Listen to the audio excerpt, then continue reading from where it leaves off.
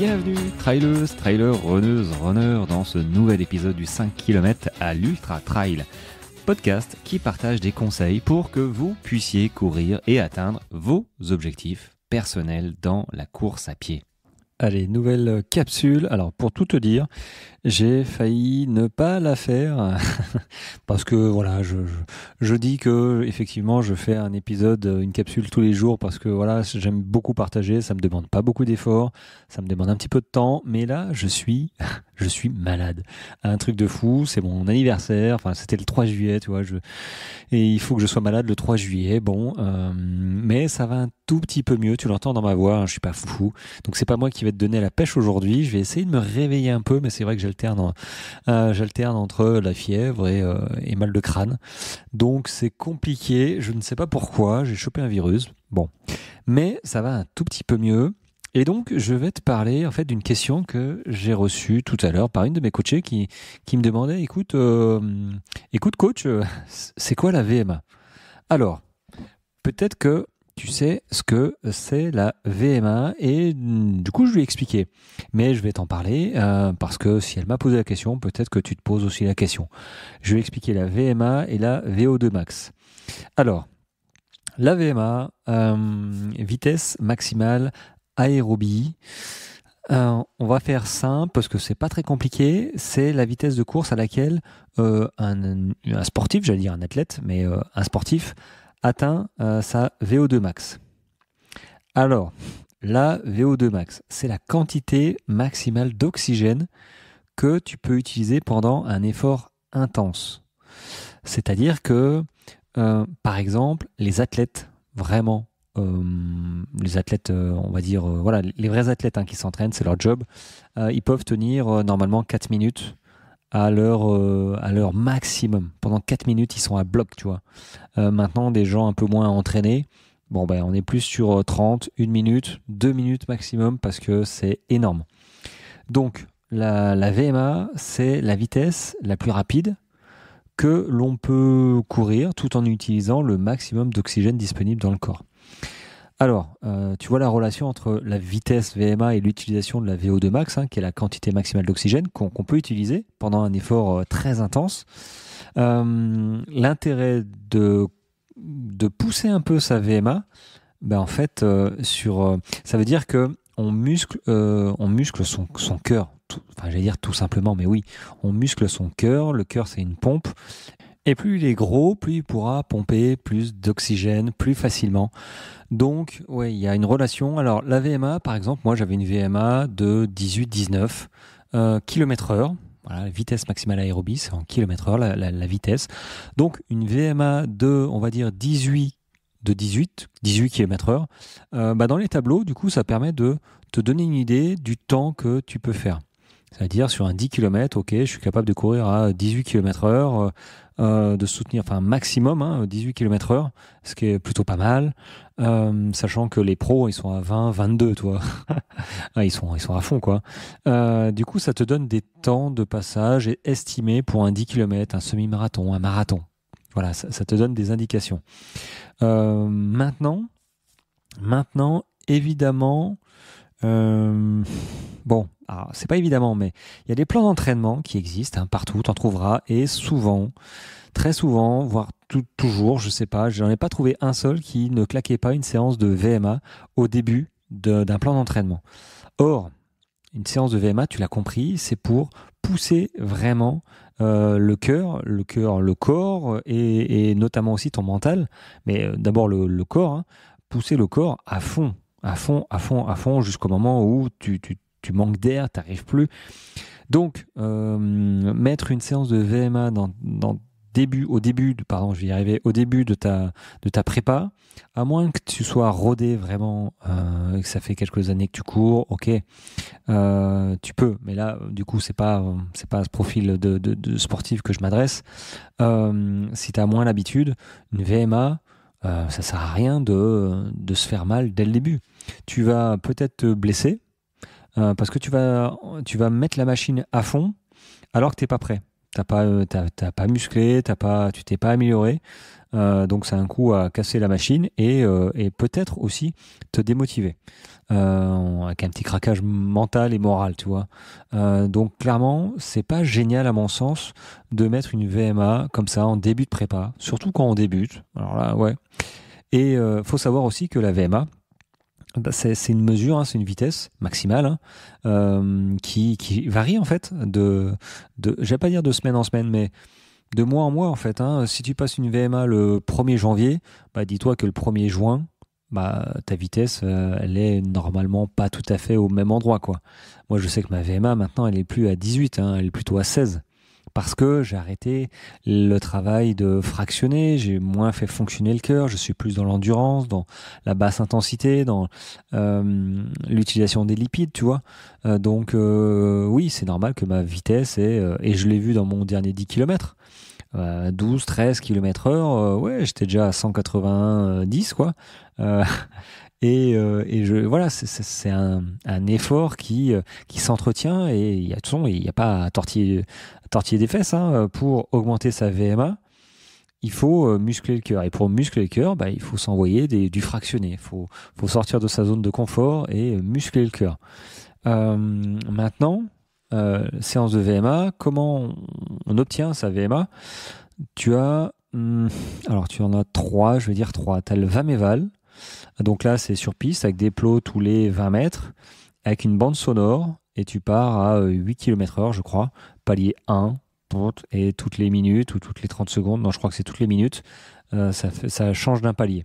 Voilà, moi j'avais ça dans l'armée, et c'est plutôt relativement fiable parce que du coup, tu accélères toutes les minutes, gentiment, d'1 km/h. Et bah, c'est plutôt pas mal, ça te pousse au bout du bout, hein, parce que quand tu es à 12, 13, 14, 15, 16 km/h, puis tu cours de plus en plus vite, il faut être au plot au bon endroit. Si tu n'es plus dans les plots, ça veut dire que bah, tu as craqué un petit peu et que bah, ta vitesse, voilà, ta vitesse où tu as lâché, bah, c'est ta VMA. Maintenant, tu n'as pas forcément les plots, enfin si tu as une deuxième méthode, c'est le demi-Cooper. Donc là, alors je suis un peu moins familier de ça. C'est des allers-retours. Alors la ligne droite, je sais pas combien de mètres elle fait, mais c'est des allers-retours entre deux plots. Voilà. Ça fait aussi, je sais pas trop l'efficacité. Après, c'est vrai que c'est des estimations. Mais il faut quand même une bande. Maintenant, t'as pas de bande, t'es tout seul. Ce qui peut se faire, c'est le test sur les 6 minutes. 6 minutes, tu cours le plus vite possible pendant 6 minutes. Mais pas à fond les ballons pendant 3 minutes et puis après tu craches tes poumons les 3 derniers. Non, non, il faut être le plus stable possible sur les 6 minutes. C'est compliqué, je pense. Moi, je ne l'ai pas fait. Hein. Mais déjà, ça, c'est sur stade aussi, ou vraiment sur une piste cyclable qui est plate, où tu sais que tu ne seras pas embêté. Et je pense qu'il faut d'abord en faire une, s'étalonner, voir au bout de 6 minutes comment ça se passe, en te disant ah j'aurais peut-être pu courir plus, et puis trouver en fait la bonne vitesse à un moment où ok 6 minutes t'as donné, tu pouvais pas, hein, t'as terminé la cinquième minute ou sixième à fond les ballons et voilà. Et ça marche plutôt pas mal. Disons que si tu as par exemple fait, je sais pas moi, 1700 mètres en 6 minutes, tu divises par 100 et ça te fait une VMA, ça te donne ta VMA à 17 km/h. Voilà, t'as fait 2000 mètres en 6 minutes. Bon bah voilà, ça fait une VMA de 20 km/h. Ça peut être fait, mais ça demande un petit peu d'habitude. Hein, et puis, il faut bien comprendre que la VMA, bah, ça fluctue dans le temps, suivant tes entraînements, suivant ta fatigue. Donc, il faut vraiment faire, si tu as envie de faire une séance de VMA, moi, je conseille de faire plutôt une séance de VMA au milieu voilà, d'entraînement. Parce que bah, au moins, tu seras échauffé, t'auras progressé. Et ça te donnera peut-être une indication aussi sur le temps que tu peux faire sur ta course. Mais faire une séance de VMA au tout début, bah c'est pas foufou. Tu vas te faire mal, peut-être, et ça n'a pas grande indication parce que tu vas t'améliorer et c'est pour moi c'est pas anodin. Enfin c'est pas anodin, c'est pas judicieux plutôt. Donc après chacun voit midi à sa porte, mais c'est vrai que les plans d'entraînement, c'est fou quoi. VMA deuxième séance, t'es là, tu dis mais non, c'est pas possible. C'est comme si tu demandais à une 2 chevaux d'être pied au plancher dès le départ, quoi. Non, elle explose, quoi. Donc, j'espère que tu l'as compris, que tu as bien compris la VMA. C'est une vitesse de course où on atteint la VO2 max maximum. Et la VO2 max, c'est la quantité maximale d'oxygène qu'on peut utiliser dans un effort intense pendant quelques minutes. Voilà, c'était ma petite capsule là-dessus, courte, mais je pense essentielle. Donc après, c'est plus typé route. La VMA, c'est vrai que en trail, on s'y penche un peu moins parce qu'il y a le dénivelé, parce qu'on marche, parce que c'est moins intense aussi. Mais c'est vrai que avoir un bon cardio, un bon cœur, un bon moteur, ça aide aussi. Évidemment dans les séances, dans les séances, dans les courses hein, de trail, évidemment. Mais c'est vrai que on a d'autres, disons qu'on a d'autres secteurs à travailler que la route. La route, tu fais pas forcément une séance de côte aussi souvent que le trail. Donc oui, ils ont des séances, mais ils ont des séances de fractionnés quand même beaucoup plus, on va dire, réguliers parce que c'est leur cœur de performance. Le fait de muscler le cœur, c'est un gage de réussite sur les prochaines courses, tout simplement. Donc après, chacun voit midi à sa porte. Mais moi, voilà, je voulais te donner un éclairage sur cette notion de VMA qui est souvent employée, mais bon, voilà, juste titre ou mauvais escient, je ne sais pas. Mais maintenant, tu sais ce que c'est la VMA, tu sais ce que c'est la VO2 max. Faut pas se faire des nœuds au cerveau, vraiment. Si à un moment tu as envie de faire un test, bah tu fais un test, il n'y a pas de problème. Faut juste avoir conscience que faire un test au tout début d'une préparation, c'est pas forcément judicieux, voilà. Sauf si tu es un petit peu rodé, que c'est ta xtième préparation, il n'y a pas de problème. Mais si t'as pas vraiment de prépa, que t'as pas vraiment, que c'est ton premier test VMA ou voilà, c'est sûr que si ton test VMA date d'il y a un an. Bon, bah, il sert plus à rien. Cette VMA, elle a forcément changé. Mais moi, je conseillerais de d'abord s'entraîner, puis après, ok, on passe un test, voir un petit peu ce que ça donne, et ça te donnera une indication sur les temps, sur la route, par exemple. Voilà, bon, bah, c'est pas si mal hein, pour un gars qui est malade. Oui, juste avant de se quitter, j'ai envoyé la newsletter sur les séances de côte. Vous étiez nombreux à vous inscrire pour recevoir cette newsletter que j'ai finalement divisée en deux. Je pense en deux, pas en trois, mais plutôt en deux, parce que déjà, je suis carbo, donc j'ai fait ma première partie de newsletter et j'étais vraiment fatigué.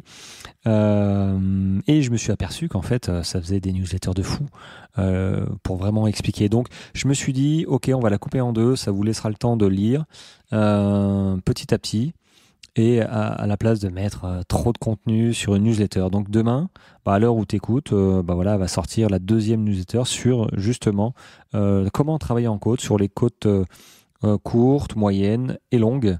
Donc tu peux toujours t'inscrire sur Instagram. Je t'enverrai cette newsletter en privé. Et puis écoute, merci de tes écoutes. J'ai pas mal de retours, ça fait plaisir. Pense à ce serait gentil. Pense à noter ce podcast 6 étoiles sur 5 pour mon anniversaire. Ça, ça ferait un joli cadeau d'anniversaire pour mon podcast.